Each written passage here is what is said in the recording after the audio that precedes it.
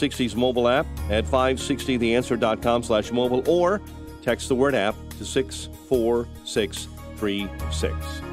Cloudy and 38 today, 33 right now. Next news at 9. Chicago's Morning Answer with Dan and Amy continues next on AM 560, The Answer. Listen to AM 560 The Answer online at 560theanswer.com, on the AM 560 mobile app, on your Alexa-powered smart speaker, and on TuneIn, iHeart, and on Odyssey. I won't leave. I won't leave. I will not be leaving quietly. You can mock me, try to outsmart me. You can shame me and try to blame me. You can do your best to shut me up, but I will not be leaving quietly now. I won't leave. I won't leave. I will not be leaving quietly. I'm gonna stand here and I'll fight for every word I'm gonna Top of the shout. morning, Dan and Amy, and that's one of my new favorite bands. 5 Times August, the same band that gave us Sad Little Man, the tribute to Tony Fauci. Pretty good. Good piece by Steve Malanga at City Journal about big blue city crime and what these Soros-funded states and district attorneys are intent on doing, as per the controversy du jour between Manhattan DA Alvin Bragg and some of the police establishment under newly minted Mayor Eric Adams in New York. Malanga talks about the retail smash and grabs.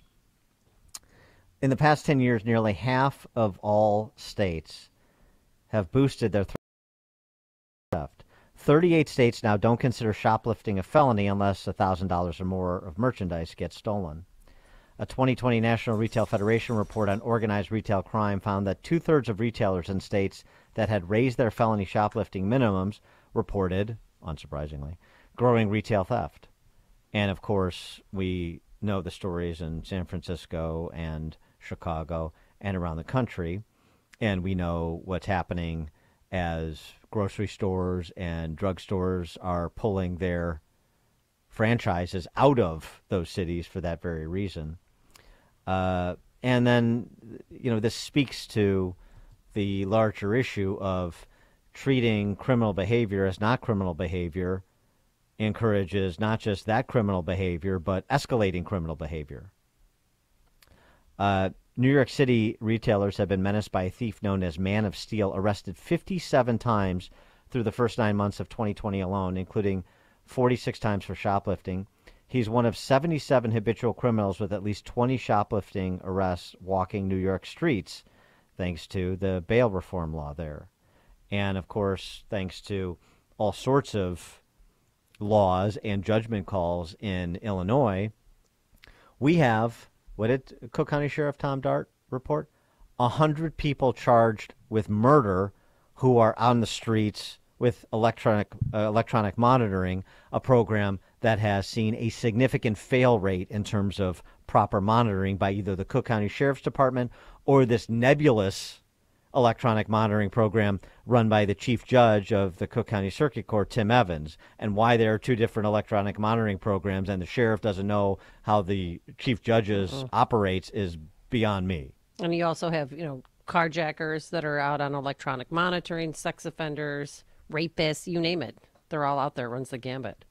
For more on this and as well as the 1-6 insurrection rhetoric that will dominate the Democrats' offerings in the public domain for the next 10 months, we're pleased to be joined by our old friend Heather MacDonald. Not that she's old. We've just known her a long time. Heather MacDonald, right. Thomas W. Smith Fellow at the Manhattan Institute, contributing editor for the aforesaid City Journal, and the author of The War on Cops, as well as The Diversity Delusion. Heather, thanks for joining us again. Appreciate it. Thanks, Don. Well, I do feel, Dan, I do feel old just with the sheer repetitiveness and idiocy of Democratic policymaking, which, makes the same errors again and again and never seems to learn. So it feels like one's stuck. Right, and despite everything that's happened over the last 2 years, and you've got a former cop as now the mayor of New York City, you've got a Manhattan DA that goes to Sharpton's place and announces that he is going to walk lockstep with Kim Foxx and Chesa Bowden and Marilyn Mosby and the other Soros prosecutors, regardless of who the new mayor is? Well, no, this issue of why we are unwinding the criminal justice system cannot be properly understood unless you acknowledge the driving force in every effort to decriminalize theft, decriminalize resisting arrest, decriminalize trespass, decriminalize fare jumping. It is all driven by disparate impact. The reason that we are not putting people in prison is because, and we're telling cops, don't enforce the law, don't make arrests, prosecutors are saying we're not going to prosecute, is because you cannot enforce the law without having a disparate impact on blacks. And that's why we're unwinding everything.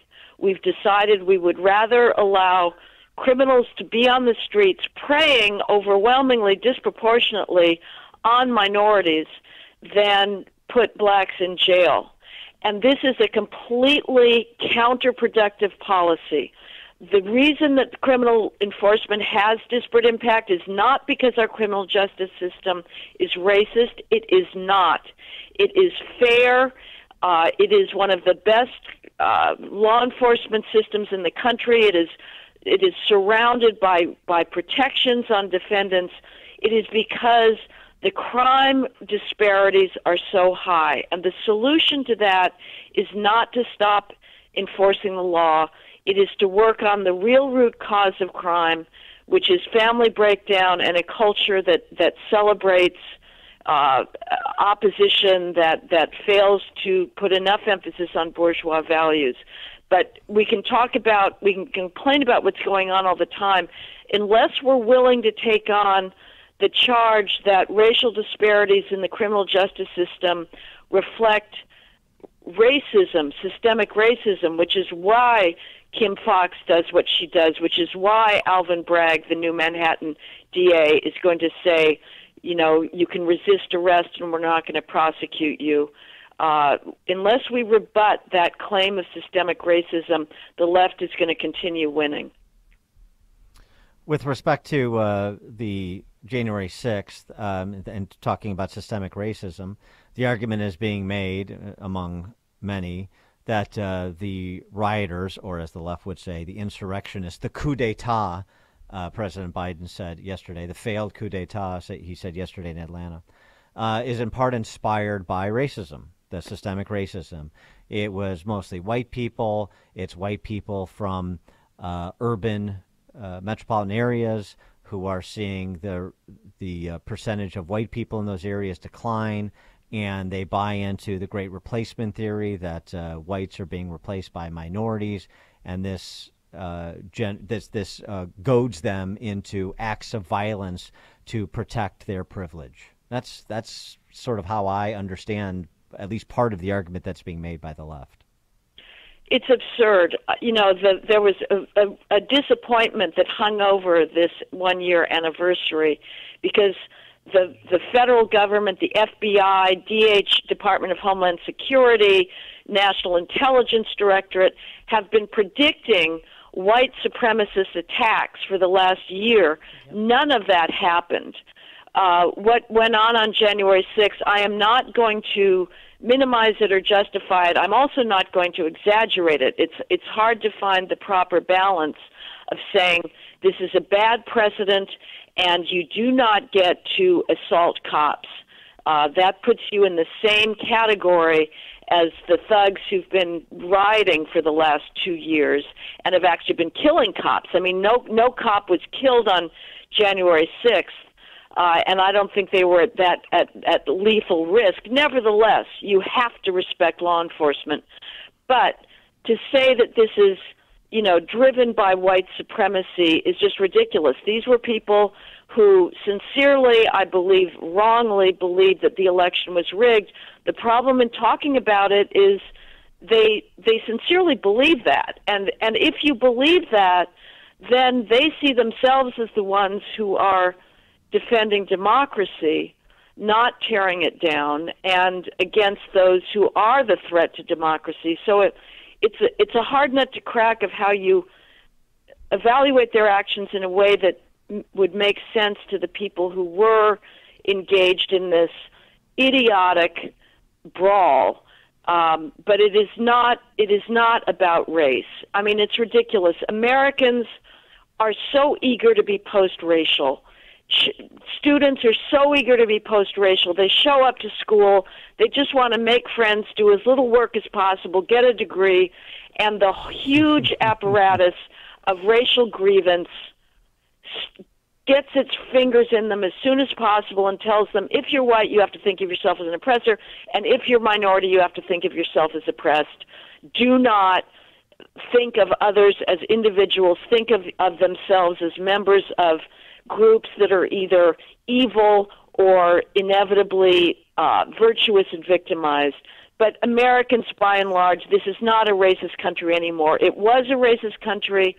At this point, the reality is black privilege. Let's just be honest. Right. If you want your kid to get into Harvard, you want him to be black, not white. It does help. We're in the college application process right now, that's for sure. But back to January 6th, mainstream media on that day, when everyone went live from the Capitol and President Biden and Vice President spoke, in the rotunda there in the circle, they were saying that 6 officers died. Obviously, Sitnik, he did not die from getting hit in the head with a fire extinguisher. We know that, but they're not letting go of that narrative. And they said that the 4 officers who committed suicide since then they committed suicide because of the actions on January 6th. Was there some suicide note left behind that nobody knows about? No, absolutely not. Well, the really outrageous claim in Biden's speech, which is utterly fabricated, was somebody named Billy Evans, who was run over several months later by a black nationalist. Billy Evans was standing outside the Capitol. Biden implied that he was a January 6th casualty.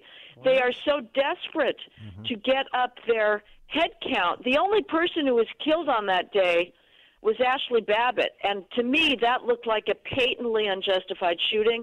The hypocrisy of the media in both putting that shooting down the memory hole. If the officer who killed Babbitt had been white and Babbitt had been black, even if she was a Trumpster, we would have heard about it endlessly. And needless to say, if outside of the January 6th context, a white officer had shot somebody who was breaking into a building for trespass with no evidence that that person was armed, and that person was black, we probably would be facing riots again. So the media's hypocrisy, both in ignoring the Ashley Babbitt killing, and then its crocodile tears over the officers who were assaulted. And again, I am not going to justify those assaults, but nobody was seriously wounded, and they have been silent about the 70 officers who were feloniously gunned down last year. Not a peep of protest about that. And then you had on the actual January 6th, CNN host Don Lemon weeping on screen at the video of that officer getting squished in a door.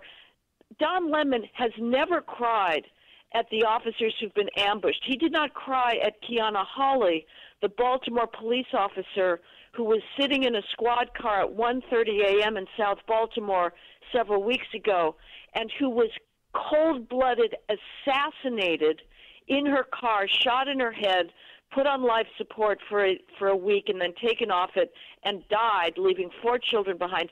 Not a word of coverage from the New York Times about the assassination of Officer Kiana Hawley in Baltimore. Meanwhile, the New York Times has run full-page spread after full-page spread on the trauma allegedly experienced by January 6th. They've been given petting dogs.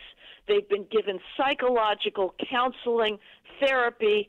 Did they ever get any psychological trauma counseling for the officers in the Minneapolis 3rd Precinct who on the 3rd day of the George Floyd race riots were burned out of their precinct and had to escape, making a mad dash out of it? No, not a word. So the hypocrisy of Biden and the media and the left when it comes to January 6th completely undermines any legitimacy they have, any credibility as objective evaluators of how we should understand what happened on that day. She is Heather MacDonald, Thomas W. Smith Fellow at the Manhattan Institute, contributing editor of City Journal, and the author of books The War on Cops and The Diversity Delusion. Heather, thanks as always. Appreciate it. Thank you, Dan and Amy. I appreciate it. Thank you. And she joined us on our turnkey.pro answer line. Hear about the big stories of the day, then talk about them right here on Chicago's Morning Answer on AM 560. The Answer. The new administration has big plans for your health insurance, changes that can limit your choices. The Affordable Care Act created a one-size-fits-all plan. Healthcare is not a one-size-fits-all problem. The premise of the ACA is they cover